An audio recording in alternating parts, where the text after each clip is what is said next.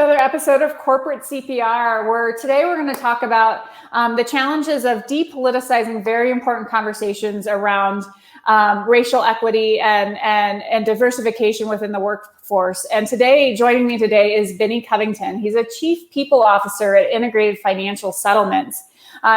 Benny is a seasoned HR leader who helps shape company cultures. He streamlines operations and leads change management in times of growth or decline.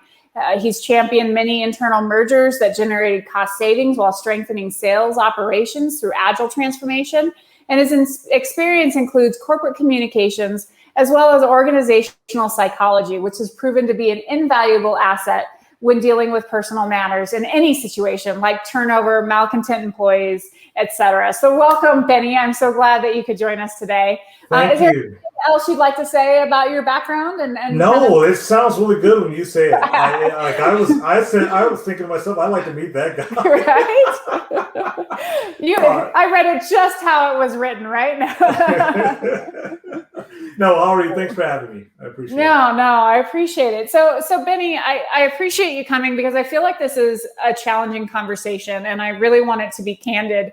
And just a little background, since I've been in Australia and I've been watching a lot of these things almost from an outsider's lens, I can see that it's very challenging, I think, for organizations to facilitate candid conversations around what's going on with equality and diversification in the workplace, because everything feels so politicized rather than let's go solve the problem. And I would just curious if you've seen the same thing. What's it like being here day to day and going through these challenges?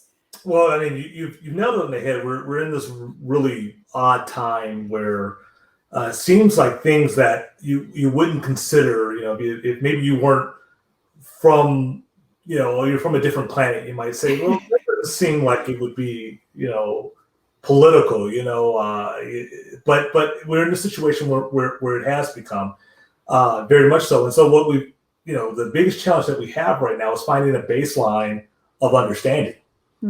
Because there's a polarization typically, and we tend to focus on the polarization, right? Yes. The yays and the nays, but there are a plethora of or myriad of different perspectives that people have. So finding that baseline discussion or the baseline, hey, this is what we believe, and let's start a dialogue from here is often elusive. It's really funny that you say that because I find a lot of my friends have different political beliefs, but then when we start talking, we can find a baseline and go from there. Like it's not how it comes across in the media. I find that when you get down to one-on-one conversations, it's a little easier to see where the other person's coming from and relate to them. Yeah, well, I mean, but you have these really small intimate areas where you can have an open dialogue. And it's safe, when you talk about the national or media perspective, I mean, that always, it takes away from that. So now you're kind of being broadcast to, as opposed to, the situation with say your friends in that example, you guys trust each other. You're going to sit there, you're going to have a discussion. Someone might say something that probably is not the greatest, but hey, you heard it, the person, you're like, hey, I don't see it that way. And you can have that honest dialogue. And benefit of doubt too, I guess, there as well. Benefit of doubt because you know them, right? And they're not an other. So that's the biggest challenge, right? In organizations, a lot of these organizations, and I say these, but it's also a challenge with us as well. That they may not have that foundation of trust. Maybe not everyone's on the same page, and they're having these large discussions. And in many cases, these discussions are based on that media language, right? So they're basing the discussion off that, when those discussions probably should have been had before the news story broke.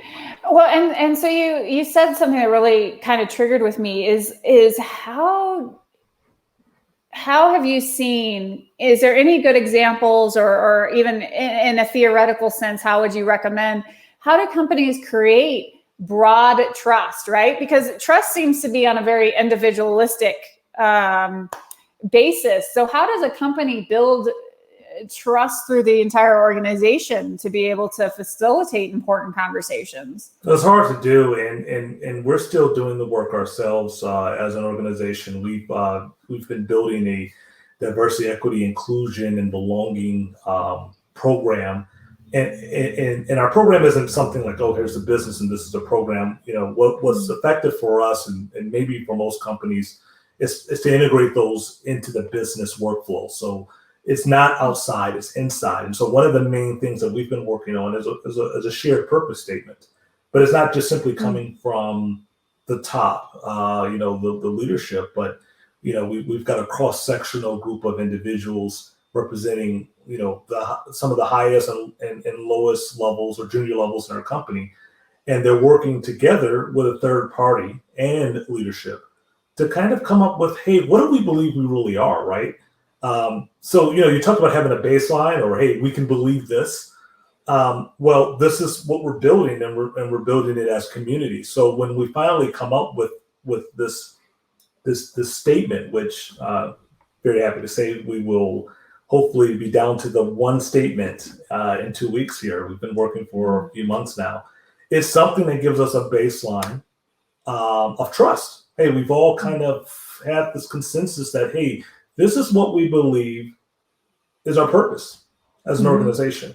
And that's one that, because of the diverse group of individuals that had an opportunity to be a part of it, it feels like it represents everyone. Right. And so that gives us a baseline to have discussions, right? So now if we know who we are, now we can discuss, well, how do we see this? Or how does this fit into what we do? And when it gets crazy, we can always go back to, okay, but we said this is our purpose, right? And so there's some trust in that baseline. But I think with a lot of organizations and even some that I've been a part of, it's hard to get to this is who we think we are, and especially if everyone's not at the table, or at least there's not a representation of everyone at the table to help build that. How do you guys see? So once you land on your statement, how are you then going to broadcast that back out then to the because obviously every single person can't be at the table. It's a representation of the company. So how do you get that fed back down to the rest of the organization?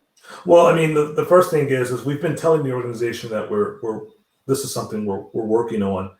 And we've informed the organization also that, hey, not only are we working on it, but we have a group of a cross-sectional group of people helping us build this, people who are representing you.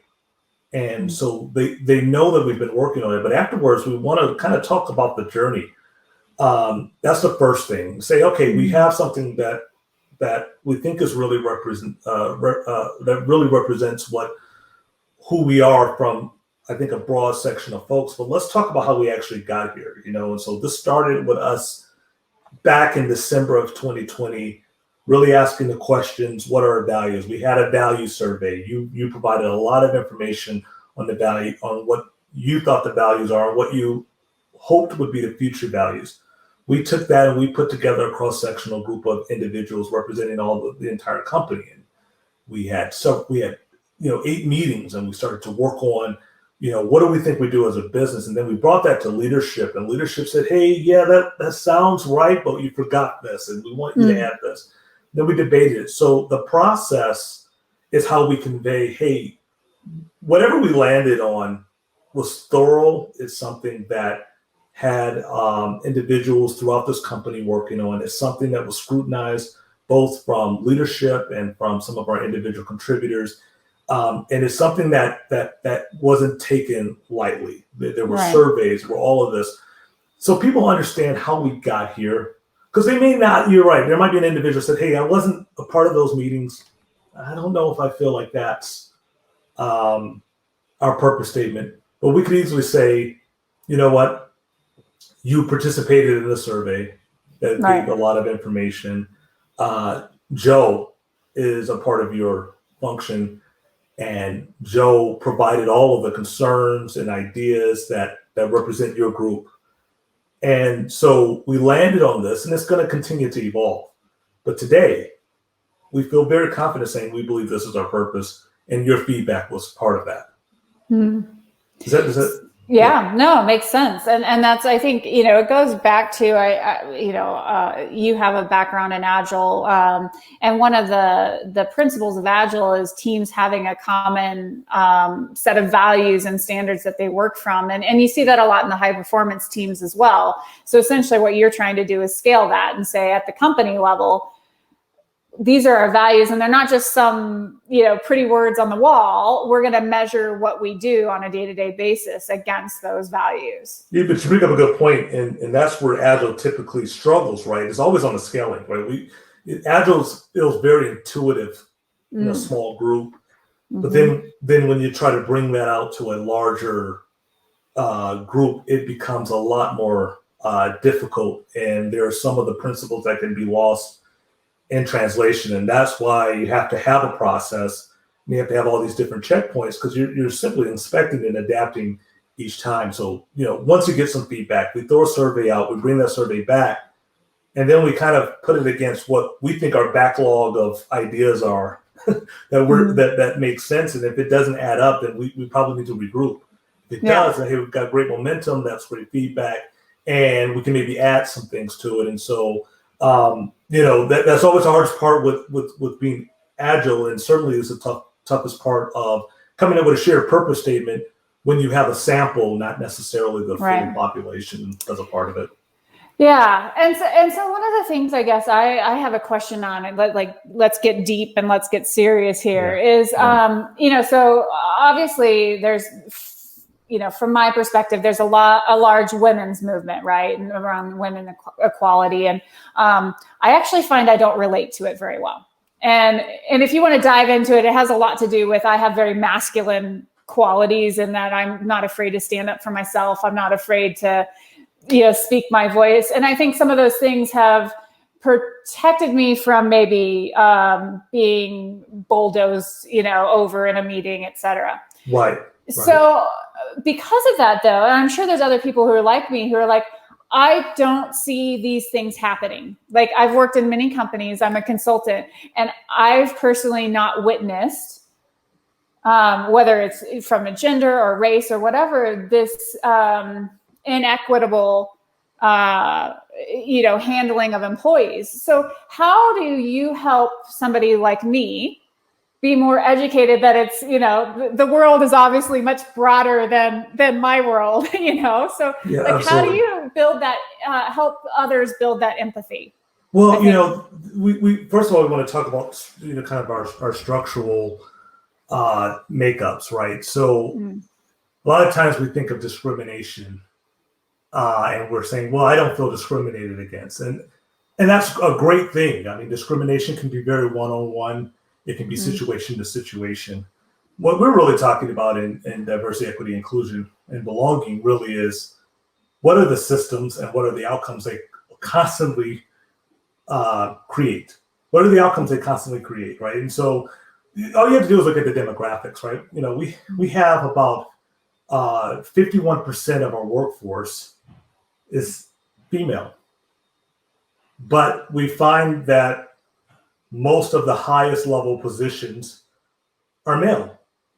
If I flew you in from another planet and you took a look at that, you scratch your head and say, well, that doesn't make a whole lot of sense, right? What's going on here? What structure is in place? I mean, just naturally, if you just let the numbers run, you would have maybe 50-50 or 51-49%. Just if it just naturally worked that way. If everyone is equal, it would have worked out a certain way. And it doesn't necessarily work that way. So do you think, though, because I asked this because I've been seriously pondering this. I just went to a women's event, and sometimes, if we talk about women specifically, do you ever find that they don't get out of their own way?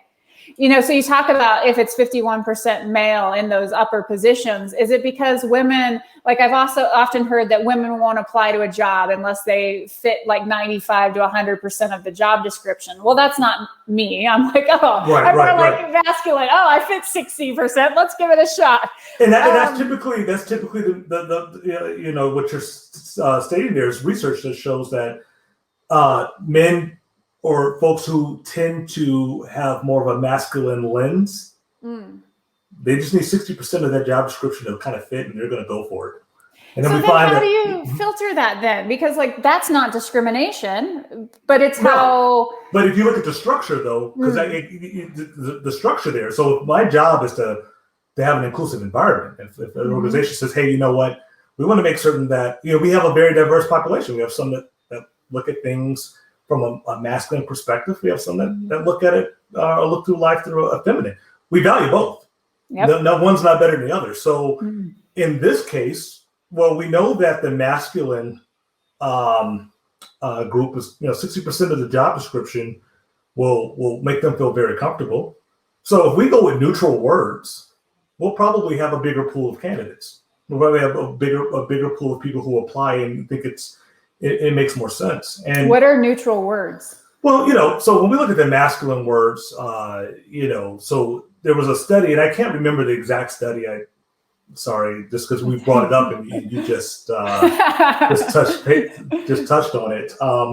But there was research that suggested that in a job description that has 60% masculine type words, and these masculine words are words we use in business and we value in business: leadership, assertion, dominance, those type of words. If 60% of them were, there were words like that, 60% of those words, then men or folks who consider themselves masculine would apply, no problem. But if it was 60% that way, then you really wouldn't get the feminine identified individuals to apply. It just didn't feel comfortable. So we can take away some of those very masculine words and even a job description, and replace them with words that mean the same thing. We obviously know what we want people to do, but instead of saying, instead of you lead the function, you could say you'll take the lead in collaborating with many individuals. That neutralizes in that sentence. You're using two different words, and that actually helps someone who may not be as masculine driven, or it's really hard to how I would want to say it, but someone who has that masculine lens, they're still going to apply for it anyway. You just open up the door for someone else to maybe see themselves in the role, or in a way that it identifies with them. And so now you've been more inclusive. So it's not you get what I'm saying? Like it's not actually you just, if you really truly value both, then you'll just kind of look for a way to make it where both feel as comfortable as they can. You use research and there's bodies of research that help you to understand how you might be able to do that in a way where it works for most and still gets you those results you're looking for. And so in that research, I haven't actually seen any of it. So is there kind of that A/B testing where they test, like, here's one type of job description with certain words that maybe are more masculine words and more, another job description with more neutral words, and see what the... Yes. And what they found was when they made the words more neutral, they still got the male or the masculine lens individuals to apply, but they just got a whole bunch of other candidates that were equally disqualified, but just felt more comfortable with the phrasing. The phrasing resonated more with them. And again, they didn't change the knowledge, skills, abilities, or the role responsibilities. They just looked at it from a lens of, hey, we want to be inclusive. It's not just, hey, this is the only way. It's just, it doesn't have to be. I don't think it does. I think we could probably get more candidates, and we're better for it because we have a better swath of people to select from. So have they seen the same thing then when it comes to race then? Is there certain ways to phrase job descriptions, et cetera, that is more inclusive across different... Not in this research. Okay. Not in this research, but certainly, once you adopt that lens of, hey, what does when you walk through an office? I remember when I was a consultant, I would kind of walk into an office. I always wanted to walk in and see how their setup was, because just by how their desks were designed or who greeted me at the front door, I kind of get an idea of what they valued, right? You can kind of see it.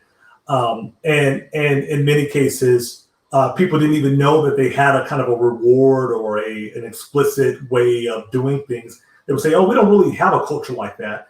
I don't even think we have a culture. And I would say, well, Everybody has a culture. Right. You don't think you have one. And trust me, new people easily pick up on it. So, even though that specific research didn't touch on race and belonging, yeah, there has to be things that we do as employers, things that we say, things that we show in how we advertise ourselves that are more inclusive. I can tell you, and this is just an anecdotal situation here. One of my favorite things to do is to go to something called the Parade of Homes. I don't know if you've heard of them, but it's a really cool thing where all of these homes open up that are master plan communities. And my family, I've got some family that flies in, and we just come out here. Wow. Yeah, I know, it's just our thing. I don't know. They came and visited us one time. We took them, and they're like, okay, that's our thing. And so we go and we see all these beautiful homes. We get ideas. We just kind of like that whole HGTV type thing, right? Just kind of see what people are designing. And there was one place that we went into that had photos like all the other homes, but these photos had all different types of ethnicities. So you would walk into the master bedroom, maybe it was an African-American family and they're with their kids. And then you go into the other, they'd have multiple homes, and the other one had a skiing trip with an Asian family. And my goodness, of all the homes, and I didn't even realize it, I felt very comfortable in that home. I actually had to go into the office and say, hey, thank you for thinking of me. Most of the time when I walk in these homes, I don't see any representation of me, as if I wasn't going to buy them, and I am, but it's not talking to me. It's talking to someone else. You think your customer is someone different than me, and I'm a customer, right? I pay all the time. And so even in that, and I will tell you the name of that was actually KB Homes. They had all these pictures. I went into the office and I said, hey, that meant a lot to my family and I, just to see that you think of us as customers too, even if you didn't even know you did it. These pictures let us know that you could imagine us in these homes as well. It means a lot. And so that's one of the things, just even from communities that sell homes to the public, where they made it inclusive. And I bet you that none of the white families that went in there felt as if the house wasn't for them as well. It's just that they opened it up to a whole nother group that said, hey, you know what? This really feels comfortable. It feels like I can see myself here too now. Thank you. That's very helpful. So that's just an example. No, that's a good anecdote. What do you think? Everything's obviously, it's a tired phrase, but you have to do everything in balance, right? And that's it's very ambiguous term. But what I wonder is, do companies risk being too myopically focused on a certain issue, whether it's the gender issues or racial issues or all of them together, or the transgenderism, et cetera, that they create unintended consequences within the organization then, and excluding people who weren't excluded before, but in trying to bring those people in, rather than making it holistically inclusive, it's more like it starts to be reversed. Do you see that, or is that a risk? Yeah, it is a risk, and I think this you're talking about what I would say is probably the most fundamental issue with most diversity, equity, inclusion programs or organizations that want to get into this. If you recall, earlier in our discussion, we kind of talked about how the media or a large discussion that's happening that includes a lot of people then is what starts the dialogue internally. Like, oh, okay, transgender community. Oh, okay, Black Lives Matter, movement. But it was external, and so now the only thing you can do is react. Yeah. Ideally, what you want to do is say, hey, you know what? First of all, most companies, they can easily take a look and say, hey, you know what? There's probably a certain group or demographic that dominates the top of the organization. is probably a dominant demographic that permeates the entire population of their workers. Intentional or not, we tend to speak to a few people. So how do we create an environment where we represent what the real world looks like, right? And so you can easily look at the demographics of, say, the United States or any given city you live in and say, do we even match that? And if you don't, well, you're not even representative of who's around you, right? And so there's something that you're doing that affirms a status quo, and there's also something that you're doing that affirms kind of an excluded group of people. Your question as leader should always be, hey, first of all, taking inventory and noticing, hey, that's it. If you have, if in your population, let's take the U.S. population for instance, if 31% of the U.S. population is white men, but 90% of your leadership is white men, it's way off, right? You're not representative of the area that you serve or your customer base or anything. So that's the first thing, is saying, hey, you know what? We're probably we're not in alignment with the very community in which we serve for some reason. Not saying it's anybody's fault. It's just this is the impact of decisions that we made, some we didn't. Yeah, as you're talking, something came to my mind. Do you think it's almost just a sense of the path of least resistance? And what I mean by that is, like, for instance, I grew up in Colorado Springs, and in my school the minority population was extremely small, maybe 1 or 2% of the school, and it was a public school. It wasn't that I was going to a private school or anything. But then if you continue to carry that through, we start to hire, or like, oh, I know my buddy over here, he can come in and do this job and he'll be amazing. And if my school wasn't diverse, or I didn't make a point of building a network that was a diverse network, do we kind of unintentionally perpetuate it then, I guess, just by who's in our network, because they're people we trust? It's not that we're trying to exclude anybody, but it's like, this is the person I know, and it's the easy route. Yeah. And I would say that for most people, right? So your schools, maybe your community, your place of faith kind of creates who you're used to being around. And so therefore, as you go through life in each stage, you kind of feel comfortable with that group. So most people who make those decisions are just doing what is really natural and easy for them and what makes sense. The challenge becomes is that, we've had a lot of, history of writing legislation that actually made those communities look that way for a reason. So that's something we didn't do, or no one did. Individuals today that make those decisions, company leaders, right. They didn't master plan their suburb, or choose, what area of a place they would be in. But those decisions over time created kind of a separation, and so you do find yourself not being able to, not even realizing, hey, that whatever actions have happened have just created the situation we're in. In order for us to do something different, we'd actually have to step out of that kind of status quo and say, you know what, nothing can even change, because the structure of what we do kind of continues to perpetuate the same outcomes. And so you have to be bold and say, hey, if we want different outcomes, then how might we do something different, and sometimes even radically different, right? In order to create a different outcome.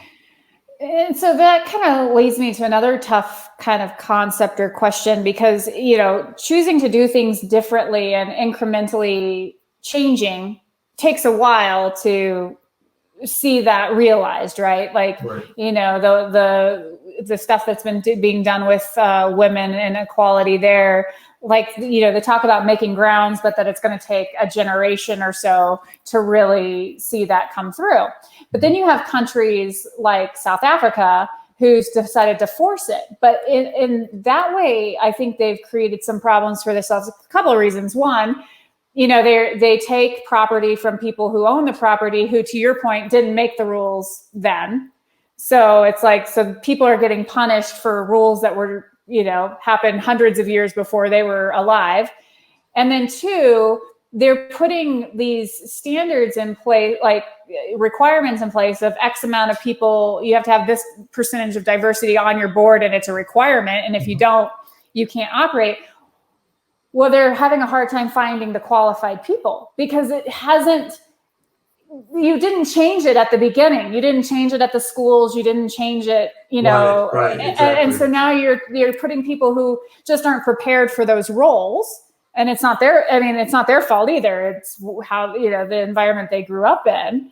But it's going to impact the economy and impact the companies. So is it the long game then? Or do you think that some of these tactics can shortcut it, or without having these unintended consequences? You bring up, this is the question I think all populations are trying to understand as they look to become more inclusive and perhaps correct wrongs that have been done. Look, I think it's tough to say to a group that didn't, if you own property, to take that property away from that individual because, they didn't make those decisions, but it's equally to continue to punish the group that maybe had their land taken away from them. That also doesn't make sense. What I think though is you have to do something different to have different outcomes. Right. If it continues to look the same way, it's going to continue to represent the same issues. So one thing that is probably most important for any country or any company or community to say is, what is the real wrong here? And what way would really fix it? It may be radical. It may make everyone feel uncomfortable, but at least you're honest about what would fix it. Then the question becomes, is it really what you value or not? Do you really want to do it? Could you do it over time? Could you not? But until you address that, right, it's very difficult. What you're seeing with South Africa is they recognize, hey, that land probably was taken. Yeah, like 400 years ago, or right, exactly. Or 400 years ago, right? So if you compound that 400 years ago, we've done a complete disservice. Which disservice is worse? And they're making a decision that's different than the ones that they made previously. And over time, it should reconcile, right? Over time, it should. Not all of this is going to be difficult for all parties involved, but you may see them in 20, no, not even 20, I would say 30, 40, 50 years, having reconciled some deep discrepancies and structural issues. And now they're building on what we all hope would be a meritocracy, right? After you kind of correct some of that imbalance. But you have to be honest about what really was lost and what the true injustice was.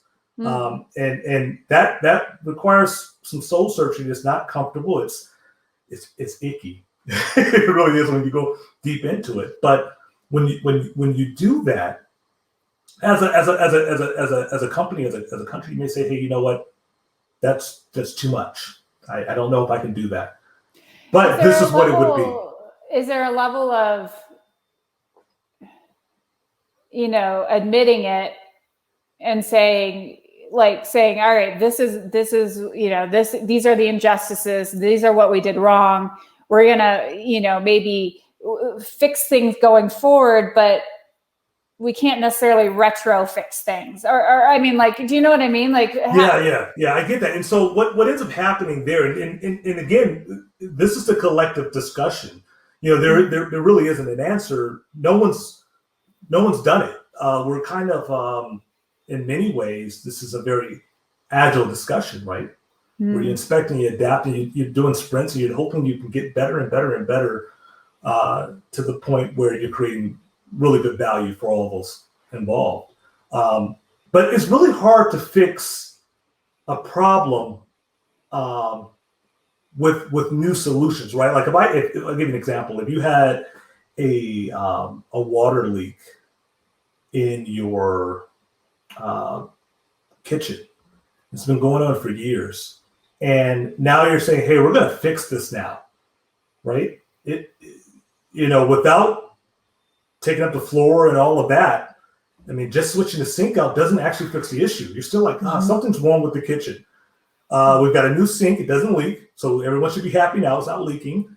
We've even added a couple of new faucets. It really feels great, but every time we step on the floor, you can hear the creak. There's some dry rotting down there, so it still feels like this kitchen is outdated. Something's wrong. We didn't fix it. It doesn't solve the issue. So yeah, I do believe that we can probably go forward and fix the sink and make it correct, but it's always going to be a little off because we've never actually really addressed kind of what happened over the 5 years you let the water drip and get into all the areas. And maybe one day, even though the kitchen is almost fine, you might find that your cabinets are leaning and you see this even today. A lot of people look at the world and they don't always understand why it looks the way it looks, right? And it's like, why are these people here, or why is this person here, or why do people do this? And they don't really have the context because the kitchen looks really good, but they don't know that it's been leaking for 5 to 10 years, and we actually need to pull the foundation out of it and really reset everything. But they don't know that, so it's just they kind of walk around feeling like they understand a lot, but there's some things they don't get with the construction. That's an analogy, maybe not the best. I followed it. Right, but so I don't have the answer on that one, like most folks don't. But it's really hard to fix something without really looking at what the damage is. Yeah. It's so. difficult. One of the things that I've noticed from, being a parent and being a leader, and there seems to be an increase in victim mentality. I mean, across the board, not specific to any gender, race, et cetera. But it's a lot about woe is me. This is happening to me, rather than I'm going to stand up and I'm going to do something in spite of my circumstances. Mm-hmm. So how do we encourage, I feel like there's a two-piece, right? You've got to have the organizations and as a collective solve the problem, but we also need individuals to stand up for themselves and overcome, right? Right. I think you got to come at it both ways. So how have you seen successful ways in helping people get out of that victim mentality and actually do something for themselves? The women is an example, right? Go in there and ask for the raise. Get the confidence, go in and ask for the raise. How do you see helping individuals? Well, the is one thing. So if you haven't had as many reps at asking for the raise, your confidence isn't going to be where someone's always had reps, right? And so there is one of the things that as leaders we have to do, and just like being parents, right? When your kid knows better, and you also know when, hey, they've never tried that before. So for them making that mistake, I actually kind of impressed that they even made it. Right? That's a very good mistake.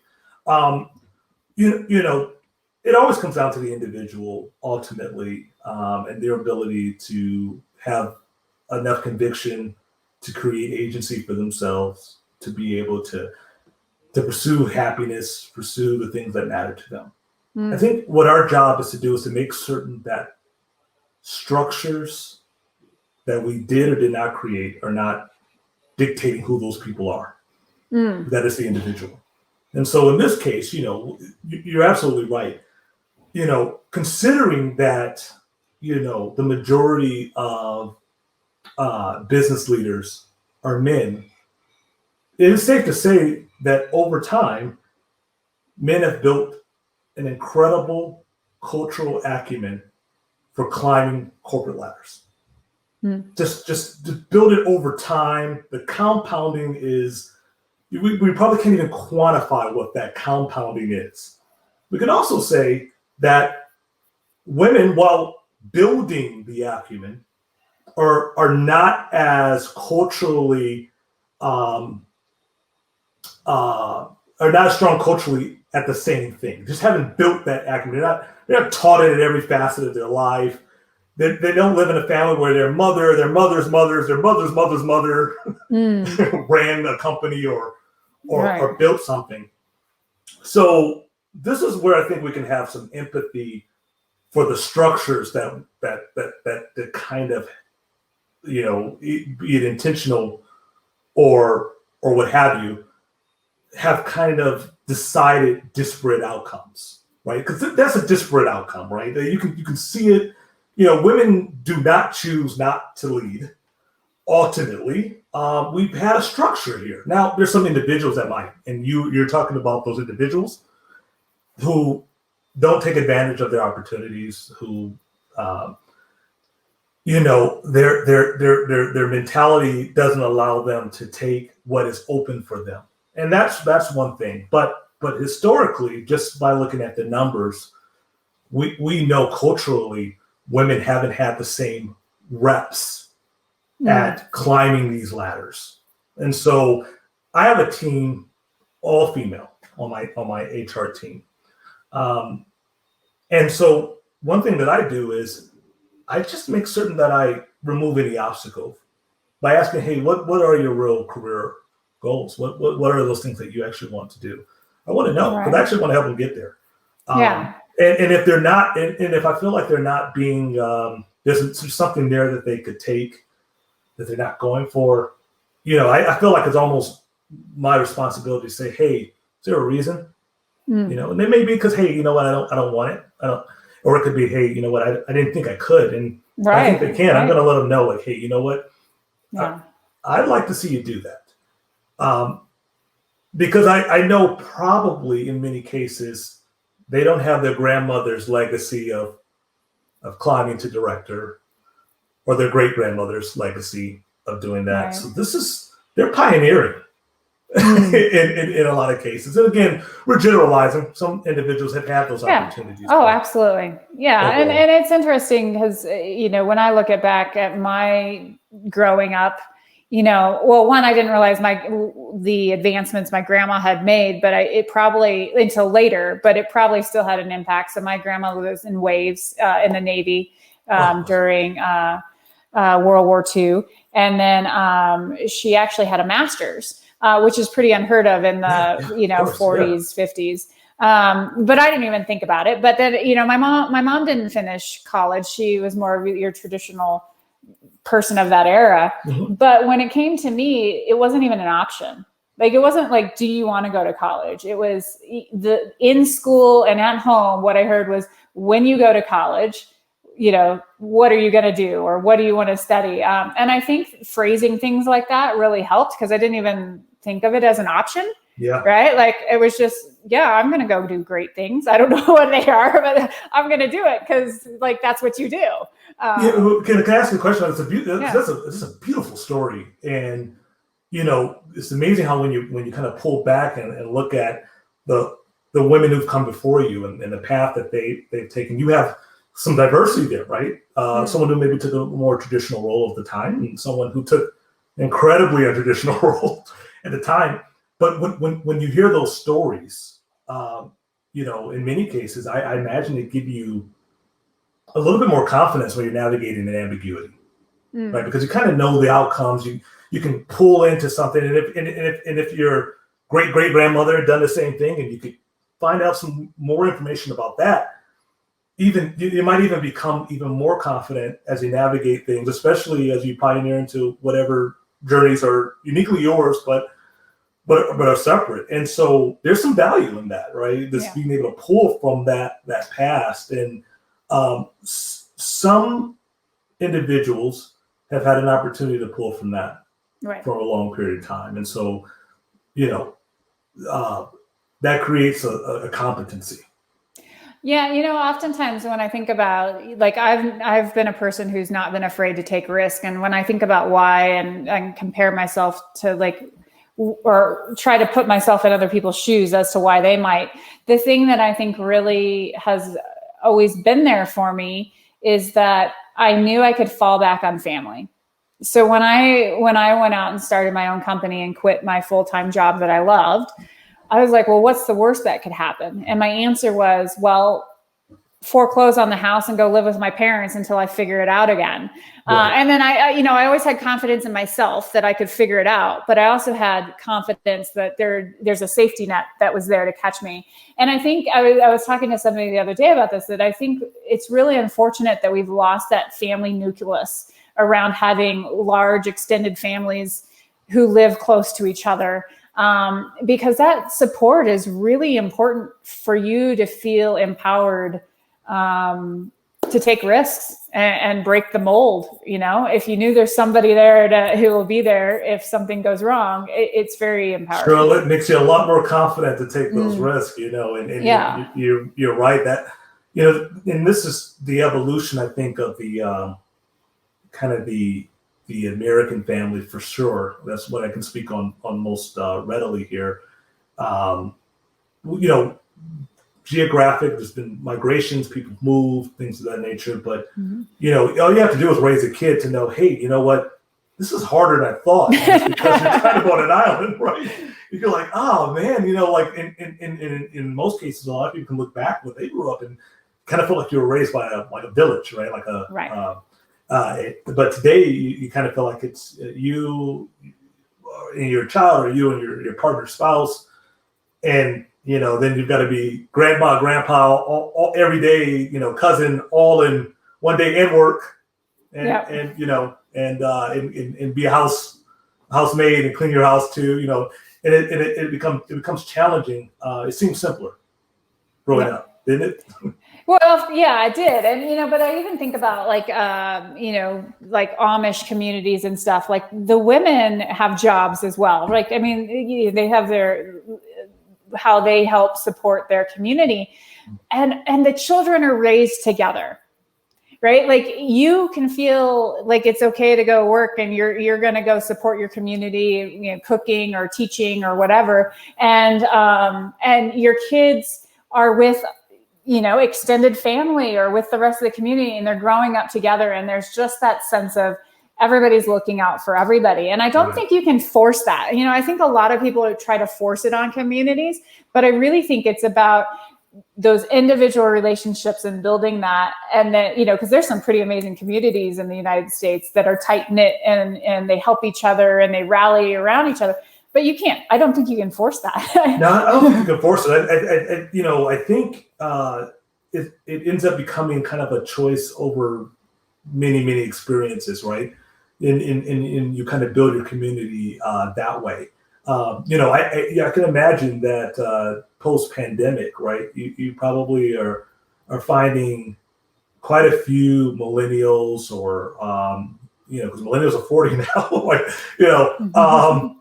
I read a lot of stuff, and I'm like, I think millennials are really grown.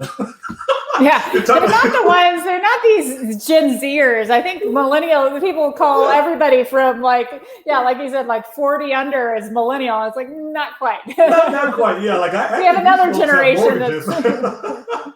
But you might see, I think with the pandemic and all that ensued, you might see a return. And you're already seeing it. It's one of the. It depends on how we look at it, and so when I bring this caveat up, but what we've seen is a tremendous amount of women make the decision, and sometimes not even make the decision, kind of be forced to leave the workforce during this period. It's the impact of COVID-19. It's going to be something we're going to study on progress in the workplace for many women, because again, if you're 51% of the workforce and then you're forced to work at home and be a parent. I mean, you don't even have to, be someone who studies the human condition to kind of see, that could be a challenge. That's gonna have some implications. Childcare, in many cases, costs as much or more as the typical average wage. Yeah. Then you don't really even have to be that smart to kind of say, well, I think that's going to have an impact too. In one way, I commend it because people are making the choice for making the choice for community, making it for a different pace of life, a different understanding of life. And in other ways, if things continue the way they are, and the only way to really build your wealth, income is through the workforce and opportunities there, then there's something to be that is lost there. So and that's a tough one. We had people who had to be caregivers during this time. Just wasn't really an option for them, and so we lost them in the workforce. And that means when and if they return, the workforce will have evolved a little more and it's maybe a little bit more challenging. So we've got a big, I think how we invite women back into the workforce after being caregivers will tell a lot about what we prioritize and how equitable we really are. Well, we're about at time. So can you give me your maybe 3 tips for a company how to have authentic conversations around this and not just doing it to look good, not doing it because everybody else is doing it, or et cetera? Like, what are 3 tips for authentic conversations? Yeah. So if, tip number 1, if your organization that's doing it just because of the moment, it's going to fall flat. It's not going to have any momentum, and you're not going to actually attract. You'll turn off the people who you think will be impressed by it. So tip number 1, you don't do it if it's not something that you're called to do as an organization, that you're thinking to yourself, hey, we can be a better business. We can have a better selection of candidates. We can have different ideas from people who grew up differently and saw the world differently. If you're not in it for that, it's really hard to fake this because it's real work. A lot of things that we talked about today require tough discussions and some introspection that, if it's only on the surface, it's hard to get there. It's akin to changing the faucets and the floor is falling through, right? Because it looks good, for the moment and some nice Instagram pics, but maybe not the best for the kitchen. But not a foundation. Yeah. Right, not a foundation. So that's one. Tip number 2 is, when you're really asking, hey, why would we do or focus on diversity, equity, inclusion? The thing I would say is, hey, you don't have to, but take a look at your customer base. Get into your data. What are demographics? Look at the city that your headquarters is in, and look at your demographics there, and then take inventory of your actual company and say, hey, does our leadership, do our employees, do we look like the people we serve? Are we located where the people we serve are? And if not, it's up to the company to make the meaning of that. But I would ask them, what are the implications of that long term? Right. So when you talk about diversity, equity, and inclusion, that's one good reason. Hey, you're serving people, but you don't have them helping you serve them. And so then that becomes a little bit of a disconnect and something a competitor could really come in and just take it from you easily. And the third thing is, tip is, hey, or tip or idea is, when we look at these tough discussions, it really is about making certain that, so we have a tremendous amount of human capital. I hate using the word, but it is a business term, right? We have a lot of people out here that can help us solve the problems, figure things out, take the lead, introduce new opportunities that we've never could have even imagined But you have to ask yourself, are you really allowing yourself to take advantage of this wealth of different types of individuals? And if you're not, you know, we're missing an opportunity, right? We're missing an opportunity. There is, you know, I always, you know, people say there's a labor shortage. Well, then maybe we're in the wrong pond, and maybe we need to look and see. There's so many people that can contribute. What we have to understand as employers is what are transferable skills. What are the advantages of having someone who maybe never tried your product before? What are the advantages to having them think about the next product or how to better your product? So this diversity, equity, and inclusion, you know, is not about a lot of the things you hear on the news and all that. It's like you've got all these people and you're not using most of them, and that's probably to your detriment, Right. You know, and so certainly it's to theirs. So it's probably to yours as well. And if you could create a space where you could take advantage and tap into that that pool, you know, for most companies, I think they find that it was probably one of the best things they've ever done. Well, thank you. Those are good tips. And I appreciate you joining us today. Oh, absolutely. This was fun. Yeah, it was a good conversation. I appreciate you helping us along in the, you know, understanding and being empathetic and kind of looking at new perspectives. So I really appreciate your insights. Thank you. I'm glad to be here. And again, thank you again for a really candid, fun conversation. Yeah. And thank you everyone for joining us. I hope you found it valuable. This is your corporate CPR show, helping your company be the best that it can be. So thank you everyone for your time, and we look forward to seeing you again.